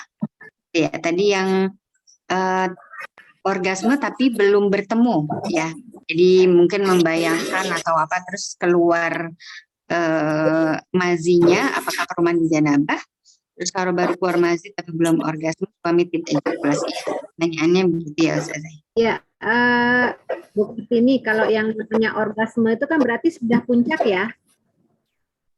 Artinya dia sudah merasakan puncaknya kan, udah ejakulasi bukan Pak orgasme itu, udah kan? Sudah Kalau untuk laki-laki ya, maksud kalau untuk perempuan perempuan kan ada ini ya, apa bentuk apa ya, dia tidak mengeluarkan tapi ada rasa puncaknya gitu, habis itu kan lemes kan gitu ya, itu kan orgasme namanya kan, ya sama dengan orang ini atau masturbasi kan, ya artinya beda dengan keluar mazi itu hanya sekedar membayang, menghayal, kemudian basah, kemaluannya keluar mazi itu kan. Kalau yang namanya orgasme itu kan merasakan kenikmatan kan begitu. Nah, tapi orang-orang yang sudah merasakan kenikmatan atau orgasme itu bagi laki-laki keluar sperma atau air mani, perempuan juga merasakannya gitu ya, yang setelah itu diiringi dengan lemes gitu kan, itu berarti dia wajib mandi, walaupun tidak bertemu antara dua khitan. Ya, ini juga menjawab sekalian ya, walaupun tidak masuk. Hanya bermain di areal atas gitu ya. Tapi selama dia sudah bertemu, bersentuhan gitu ya, dua kemaluan, tidak al khitanan, bertemu dua kemaluan mandi. Nah, jadi itu walaupun tidak keluar, walaupun tidak orgasme, tapi kalau udah bertemu itu tanpa ada alas ya, sama seperti ketika kita memegang kemaluan tanpa alas, jadi wudhunya batal. Nah, kalau ini bertemunya dua kemaluan tanpa batas, itu wajib mandi. Nah, bagaimana kalau walaupun tidak keluar? Nah, bagaimana kalau sentuhan sama sekali terhalang tapi orgasme ya, keluar maninya gitu ya. Nah, itu berarti wajib mandi. Kalau hanya mazi itu kan berarti belum orgasme, belum merasakan puncaknya, belum ya, masih nafsunya tuh masih di puncak lah ya, belum sampai ada rasa kalau para ulama tuh menyebutkan ada capek istilahnya gitu ya, kalau itu kan sudah merasakan puncaknya ya. Nah, itu yang mewajibkan mandi, apakah bertemu atau tidak, apakah bertemunya dua kemaluan atau tidaknya, begitu. Jadi ini masalah pertemuan dua kemaluan tersebut ya, apakah kalau dia bertemu tapi tidak keluar, kalau sepanjang dia sudah bertemu tidak keluar tetap wajib mandi karena sudah bertemunya dua khitan. Tapi dia nggak ketemu keluar juga misalnya, nah itu tetap wajib mandi karena sama seperti orang masturbasi atau onani, dia tidak lewat kemaluan tapi dia lewat cara lain, dia juga telah mengeluarkan maninya, maka itu tetap wajib mandi. Jadi saya ulangi lagi ya Ustazah ya. Jadi kalau misalnya kita belum sampai orgasme tapi hanya mungkin membayangkan atau apa, hanya keluar mazi, wajib mandi ya? Nggak wajib mandi. Nggak wajib mandi ya. Tapi kalau misalnya sudah sampai orgasme, memang kalau orgasme wanita dengan laki-laki jadi nggak kalau laki-laki jelas ya Ustazah, maksudnya dengan keluar sperma, tapi kalau wanita nggak begitu jelas ya. Jadi sebenarnya yang bisa.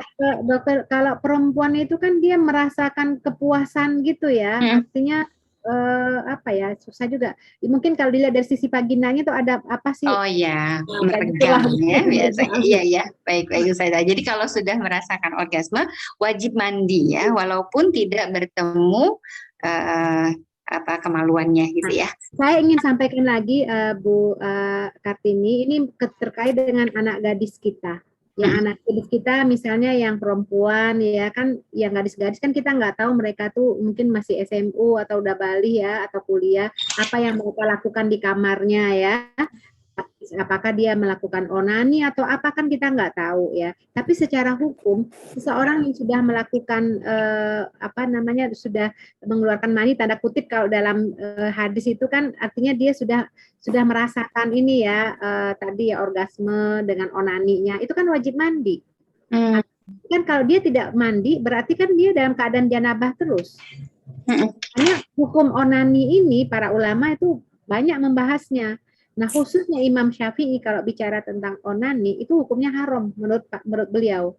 Karena kaitannya beliau pakai dalil ya, misalnya dalam surat 23 ya, surat Al-Mu'minun itu kan disebutkan ada sampai 11 ayat itu ya, apa namanya, waladinahum ala furujim hafizun itu ya, mereka yang menjaga orang-orang yang beruntung itu adalah yang menjaga kemaluannya, ala azwajikum au mama lakas aiman. Jadi yang menjaga kemaluannya kecuali terhadap istrinya.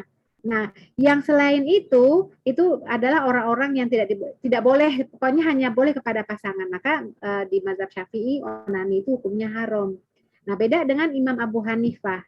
Beliau mengatakan onani itu hukumnya makruh. Ya, artinya daripada dia masuk ke jurang zina, daripada dia berzina, maka dia melakukan onani, maka itu hukumnya makruh, tidak haram. Nah, sekarang kan anak-anak kita nggak begitu.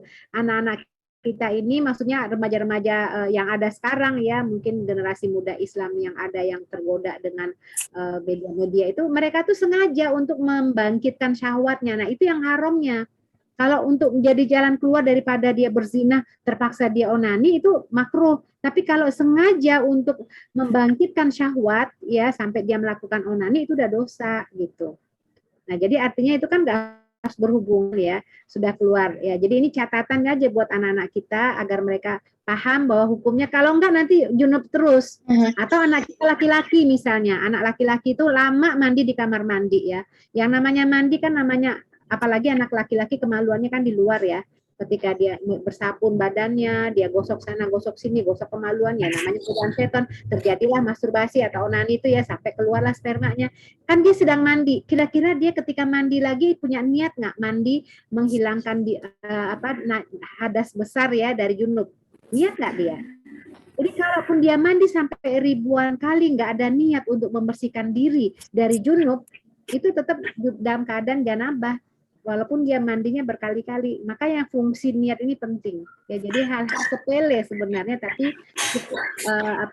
penting dalam kaitannya dengan ibadah kita ya, sholat kita. Seperti itu.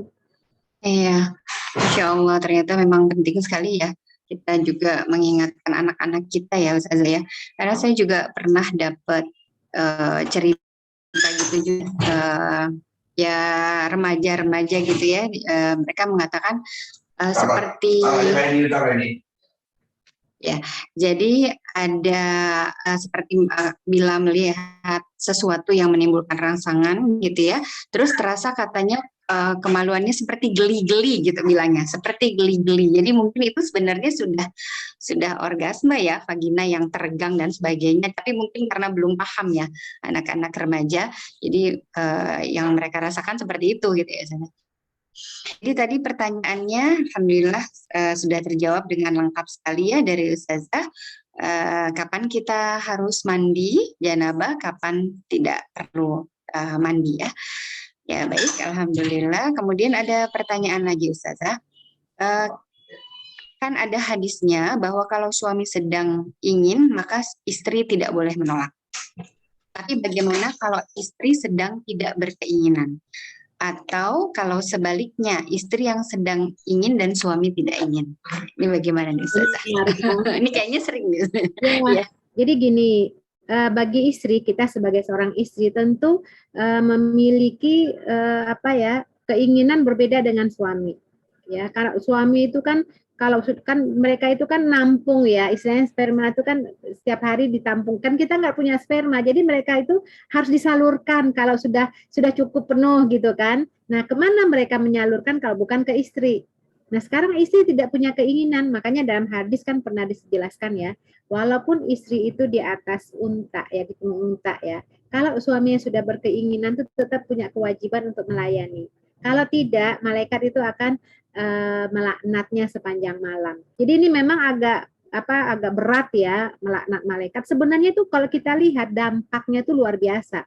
Suami yang tidak tersalurkan keinginannya itu akan memunculkan peluang-peluang untuk mencari yang lain karena memang harus disalurkan. Nah, makanya di sini cara pandang istri harus dirubah. Kita sebagai istri, artinya ini kan kita nggak sama ya dengan emansipasi perempuan-perempuan umum ya. Kita ini wanita Islam punya aturan sendiri. Ya kalau suami berkehendak ya dimanapun dia turuti. Nah, tapi bagaimana kita melakukannya tidak dengan keterpaksaan? Makanya frame-nya terus dirubah. Ini adalah ibadah. Ketika kita melayani suami, kita berpahala. Ya, coba kita lihat ya, suami kita nggak punya tempat penyaluran yang lain, adanya hanya di rumahnya istrinya. Kemudian dia tertarik di luar, kan banyak tuh perempuan-perempuan yang menggoda. Sekarang dia tidak salurkan keluar, dia ingin ke istrinya. Kasihan kan kalau suaminya tidak menyalurkan. Nah, artinya ketika kita lakukan itu karena Allah, kita berpahala. Bukankah ini adalah sodakoh gitu? Makanya kalau masalah tidak berkeinginan, ya tinggal mengkomunikasikan bagaimana jadi berkeinginan. Makanya perlu play itu suaminya, ngajak, bujukin kayak gitu ya. Jadi jangan langsung kayak langsung kayak ayam ketemu pasangan langsung. Nggak begitu, ada adab-adabnya seperti itu ya. Nah, bagaimana sebaliknya? Pengen istrinya, nah suami tidak ingin, sebenarnya ini juga komunikasi. Setidak-tidaknya ingin suami, kalau istri itu menggoda pasti bisa. Ya itu teknis lah, artinya itu masalah komunikasi ya, apakah dia ya itu masalah ini apa dia pancing-pancing suaminya, dia misalnya mohon maaf ya pegang kemalu atau apalah gitu ya, artinya itu sih lebih mudah bagi seorang istri ya, artinya kecuali mohon maaf ya, kecuali kalau di sini suaminya memiliki tanda kutip penyimpangan seksual. Ini memang dari beberapa kasus itu saya juga kebagian dicurhatin juga ya. Ada beberapa kasus yang suaminya itu sangat jarang menggauli istrinya. Istrinya sampai ngeluh, apa ya kayak begini ya rumah tangga ya, itu sebulan sekali tuh udah top itu, paling enggak tuh ya paling 2 bulan. Nah terus ya kan kita juga bingung juga, ini kok nggak seperti yang biasa-biasa, coba dicek deh gimana gitu ya, apakah ada masalah ya.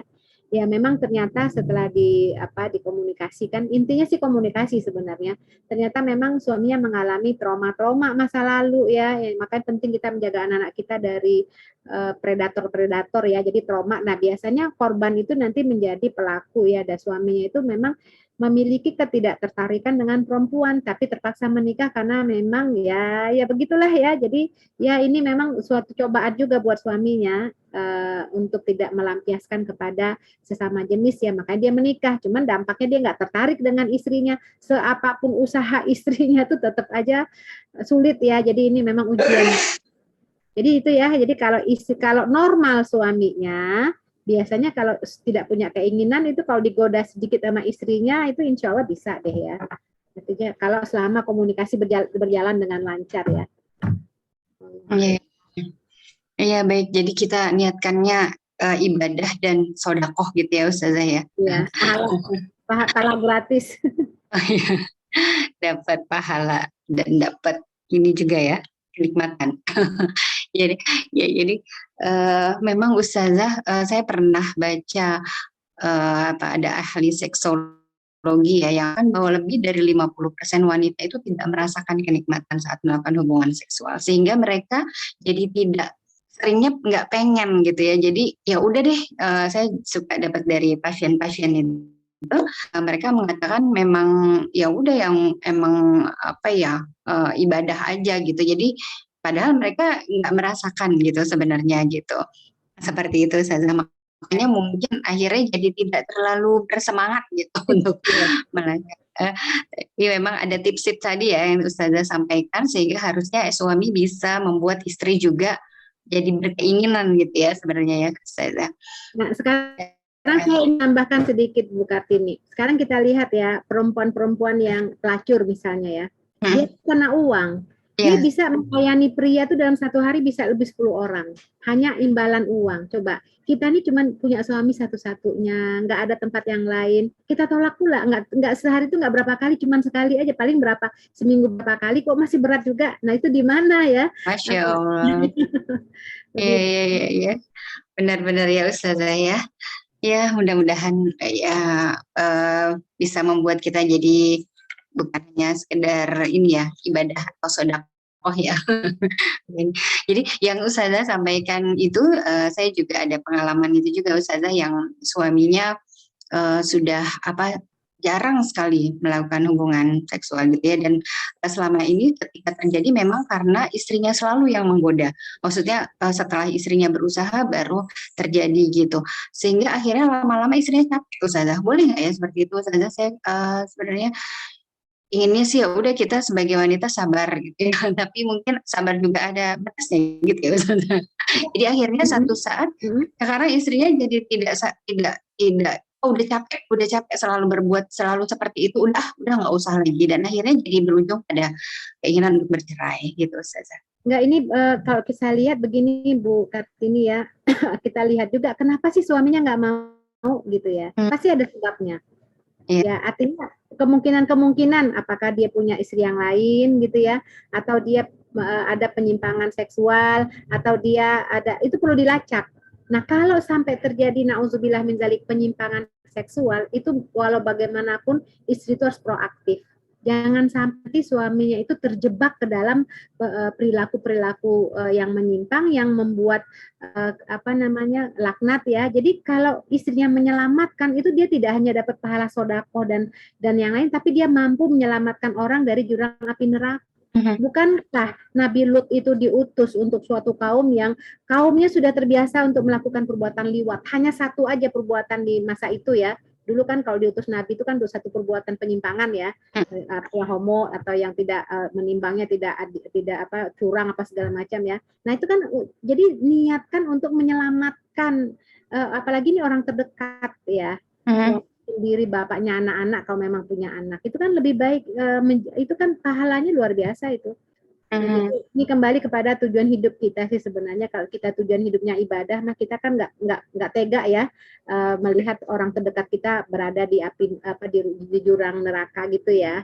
Kita selamatkan. Jadi insya Allah tuh ya nggak usah merasa ini deh kalau untuk menyelamatkan ya. Insya Allah ya Ustazah ya, kita niatkan seperti itu ya. Ya nanti saya sampaikan. Kalau jazakillah khair masukan ya Ustazah. Ya baik, kita lanjutkan ke pertanyaan di chat ya Ustazah. Coba saya lihat dari awal lagi, tadi ada yang ketinggalan berikutnya.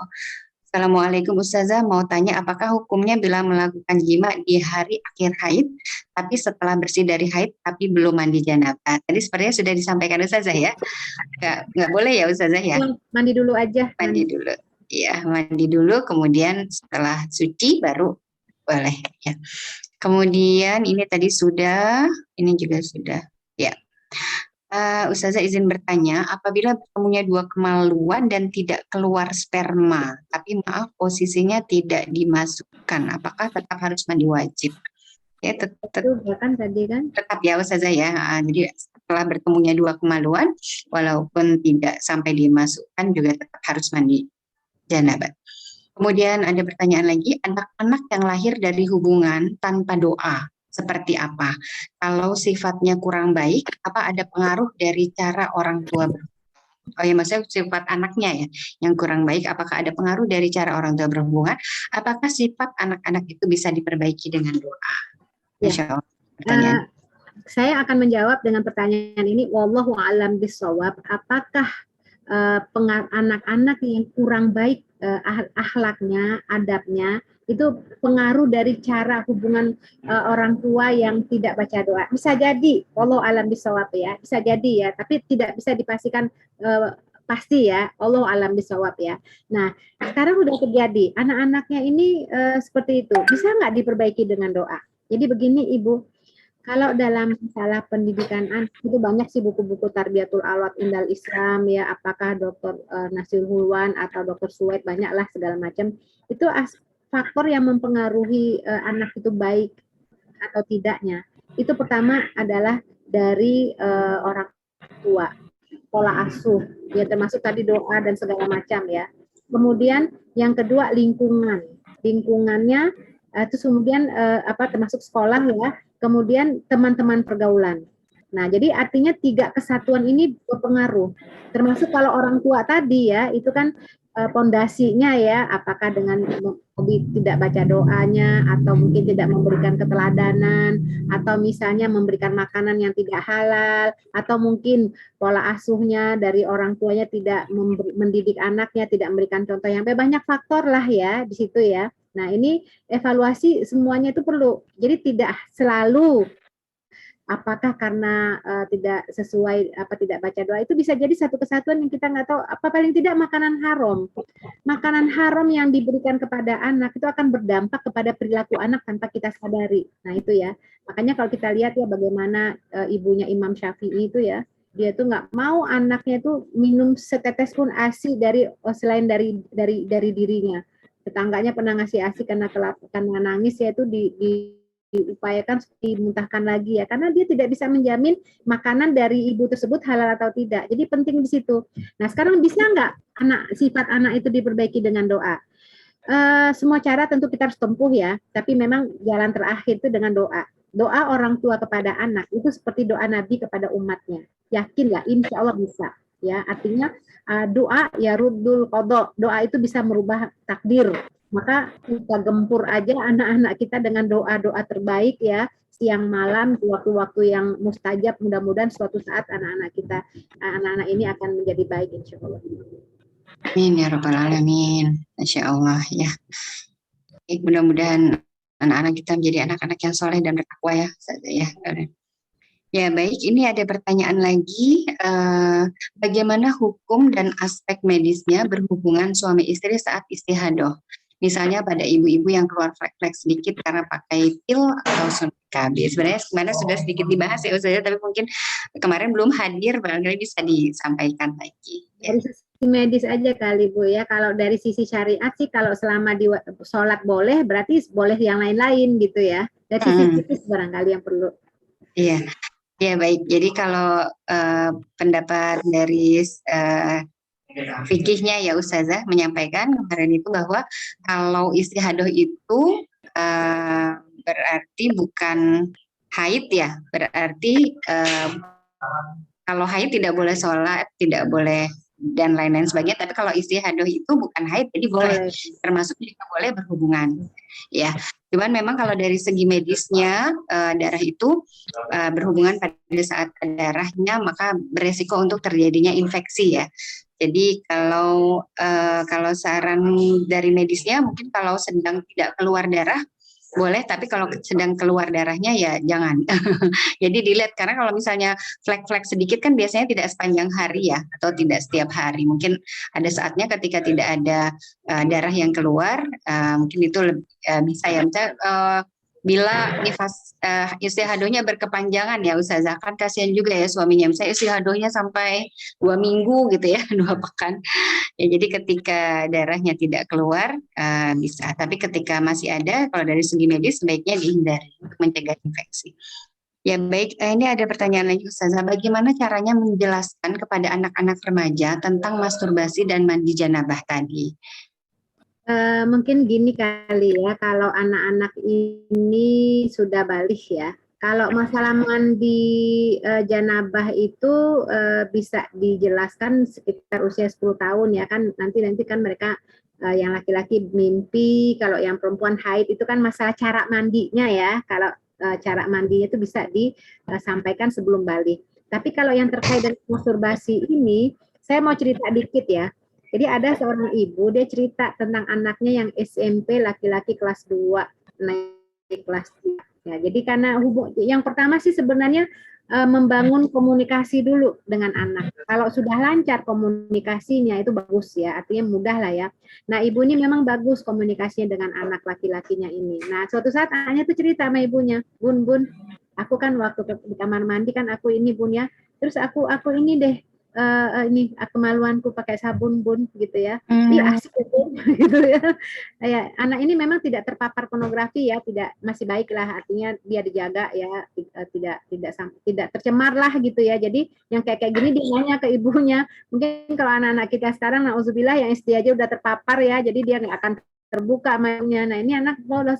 Jadi aku mainin dia bunyi, asik enak, keluar putih loh gitu. Gitu ya. Nah, ibunya yang pucat lah mau jawabnya gimana gitu ya. Terus akhirnya dia nggak bisa jawab, dia dengerin aja. Nah setelah kita bicara-bicara, terus saya sampaikan, itu bagus loh menyampaikan ini sangat tepat itu pada saat dia cerita itu. Jadi sampaikan aja Bu begini, berarti kamu sudah keluar sperma itu air mani, berarti kamu udah balik. Dalam Islam tuh kamu tuh berarti sudah memiliki tanggung jawab terhadap ajaran agama. Kamu tuh berarti sudah dewasa gitu ya. Tapi itu jangan lakukan lagi ya, seperti itu nanti lecet loh, nanti itu luka ya, nggak bagus juga, itu namanya masturbasi, itu nggak dibenarkan. Biar kamu lihat mimpi aja, nanti penyalurannya kalau kamu udah nikah ya, gitu. Nanti lecet loh, kayak kuping di ini dikorek-korek tuh sama lama nanti infeksi, jangan sering-sering, jangan ini ya, pokoknya di ini kan lah nggak bagus begitu. Jadi artinya memang agak apa ya si ibu tuh menyampaikan, tapi memang harus disampaikan.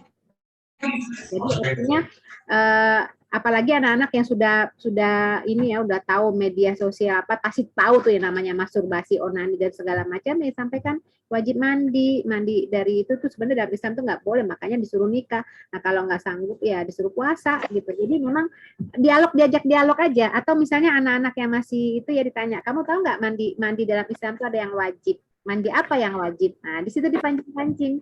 Nah di antaranya mandi ya itu dipancing seperti itulah ya.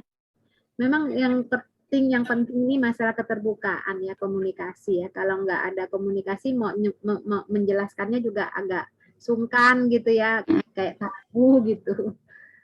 Ya. Berarti yang paling penting membangun komunikasi dengan anak itu dulu ya Ustazah ya. Membuat anak percaya mau menceritakan apa saja ya yang dia rasakan kepada kita ya. Sehingga nanti masuknya juga lebih mudah bagi kita untuk menjelaskan hal-hal yang sepertinya tabu gitu ya. Karena anak-anak sudah terbuka dengan kita. Ya, jadi ya mudah-mudahan anak-anak kita terhindar ya Ustazah dari hal-hal seperti itu ya ibu-ibu semua, karena memang sekarang dengan makin canggihnya ya komunikasi, telekomunikasi dan sebagainya ya, kita media sosial dan sebagainya, kita lihat anak-anak sangat mudah mendapatkan masukan-masukan tentang hal-hal seperti ini ya dari internet dan sebagainya. Itu ya itu bagaimana kita dalam keluarga bisa melindungi anak-anak kita, menjaga anak-anak kita dari hal-hal yang tidak disukai Allah ya, dari hal-hal yang dimurkai oleh Allah Subhanahu wa taala. Ya baik ibu-ibu, alhamdulillah dari pertanyaannya sudah terjawab ya. Semuanya alhamdulillah. Barangkali ibu-ibu ada yang mau bertanya langsung kepada Ustazah, ada yang mau ini raise hand langsung bertanya? Ya.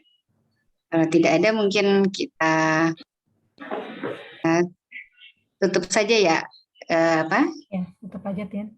Ya. Alhamdulillah, jazakillah khairan katsir Ustazah atas penyampaiannya pada malam hari ini. Masya Allah, ini sesuatu yang spesial yang biasanya tabu untuk disampaikan ya. Tapi kita bisa mendapatkan dari sisi pandangan Islam, dari fikihnya dengan jelas, dengan lengkap dari Ustazah. Alhamdulillah, jazakillah khairan katsir Ustazah. Mudah-mudahan kita bisa terus belajar ilmu-ilmu fikih ini dari Ustazah ya, maunya sih tidak berhenti di malam ini. Kalau Ustazah ada waktu maunya setiap kan ya Ustazah. Ya barangkali nanti kita cari tema-tema lagi ya Ustazah. Nanti kita juga dapat masukan dari teman-teman, tema-tema apa yang diperlukan yang nanti akan kita bahas pada kesempatan-kesempatan yang akan datang di pengajian Bunda Khadijah setiap Kamis malam ini. Ya baik, terima kasih juga atas kehadiran teman-teman semua pada malam hari ini. Mudah-mudahan apa yang kita pelajari malam hari ini bisa menjadi bekal bagi kita untuk lebih baik lagi dari hari ke hari, bisa lebih mendekatkan diri lagi kepada Allah, mendapatkan ridho Allah Subhanahu wa taala. Baiklah, kita tutup dengan doa. Sepertinya sekali-sekali mau doa dari Ustazah nih, udah 4 kali nggak doa dari Ustazah. Gimana? Baik, kita istighfar 3 kali ya. Astaghfirullahaladzim, astaghfirullahaladzim, astaghfirullahaladzim, alladzi la ilaha illa huwal hayyul qayyum wa atubu ilaih. Bismillahirrahmanirrahim. Alhamdulillahirabbil alamin hamdan yuwafi ni'amah wa yukafi mazidah. Ya Rabbana lakal hamdu wa lakas syukru wa lakal mulku kama yanbaghi li jalali wajhikal karimi wa 'azimi sultanik. Allahumma shalli wa sallim wa barik ala sayyidina Muhammadin wa ala alihi wa sahbihi ajmain. Allahumma ighfir lana wa li walidina warhamhuma kama rabbayana shighara wa li jami'il muslimina wal muslimat wal mu'minina wal mu'minat al ahya'i minhum wal amwat. Rabbana la tuzigh qulubana ba'da idh hadaitana wa hab lana min ladunka rahmah innaka antal wahhab. Allahumma inna nas'aluka lisanan ratiban bi dzikrik wa qalban mahmuman bi syukrik wa badanan hainan lainan bi ta'atik.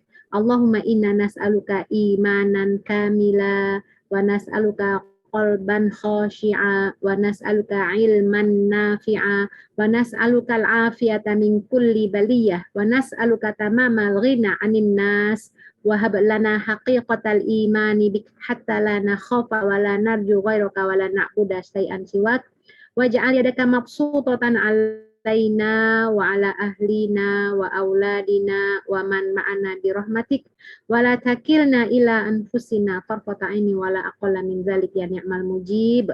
Allahumma inna nas'aluka hubbaka wa hubba man yuhibbuka wa hubba kullu amalin yuqarribuna ila hubbik. Rabbana hablana min azwajina wa dzurriyyatina qurrata a'yun waj'alna lil muttaqina imama. Rabbana atina fid dunya hasanah wa fil akhirati hasanah wa qina adzabannar. Subhana rabbika rabbil izzati amma yasifun wa salamun alal mursalin walhamdulillahi rabbil alamin.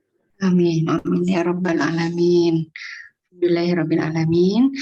Ya, sebelum kita tutup ya Ustazah, kalau untuk malam Kamis malam sebenarnya Ustazah waktunya bisa ya Ustazah ya? Insyaallah bisa. Alhamdulillah, berarti kita bisa belajar banyak lagi nih dari Ustazah di pekan-pekan berikutnya. Soalnya belum puas Ustazah, baru 5 tema ya Dul ya. Kayaknya mau tema-tema yang lain lagi, nanti kita susun kembali tema-tema berikutnya ya teman-teman. Kita nantikan di hari Kamis malam pengajian Bunda Khadijah. Baiklah, kita tutup acara pengajian kita pada malam hari ini dengan membaca doa penutup majelis. Subhanakallahumma wa bihamdika asyhadu an la ilaha illa anta astaghfiruka wa atubu ilaik. Alhamdulillah, jazakillah khairan katsir Ustazah. Ilmunya semuanya. Waalaikumsalam warahmatullahi wabarakatuh. Terima kasih teman-teman semuanya.